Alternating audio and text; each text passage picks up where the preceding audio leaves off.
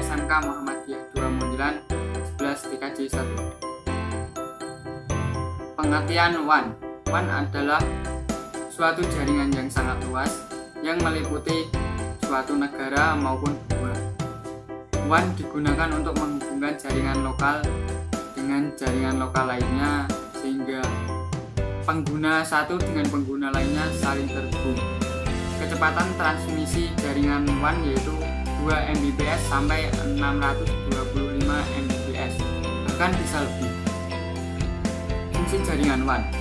Pertama, dapat mempermudah dan mempercepat proses informasi dan komunikasi.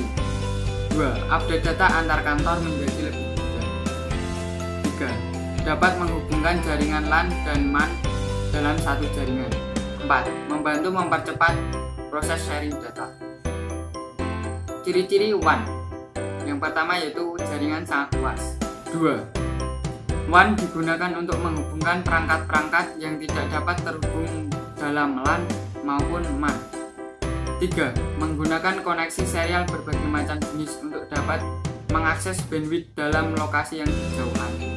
4. Bekerja pada layar fisik dan layar data link dari layar OSI. Jenis-jenis koneksi dari protokol WAN.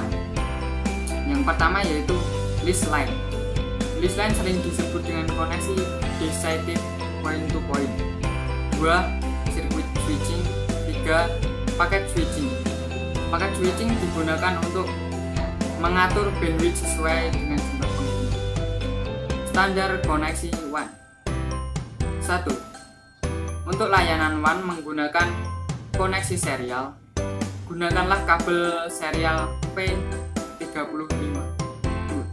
Untuk koneksi WAN berkecepatan rendah yang biasanya diasosiasikan dengan PSTN analog, gunakan kabel serial RS232. Untuk koneksi WAN ISDN, terminal adapter TA haruslah dihindari.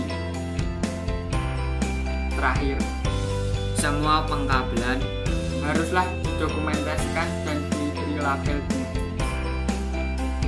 Komponen-komponen WAN yaitu repeater, hub, switch, bridge, router, routing switch, switch ATM, modem, CSU channel, service unit, multiplexer, communication server, dan terakhir switch.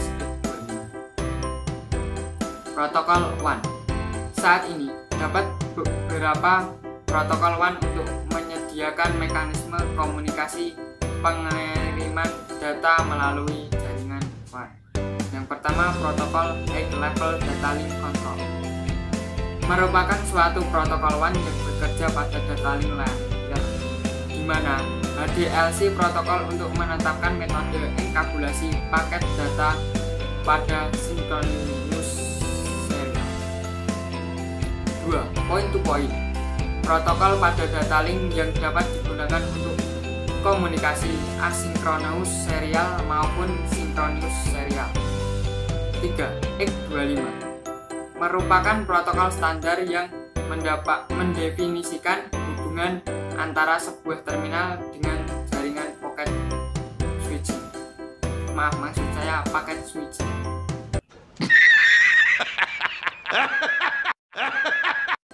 4. Frame relay. Protokol untuk mengirim data pada jaringan publik. 5.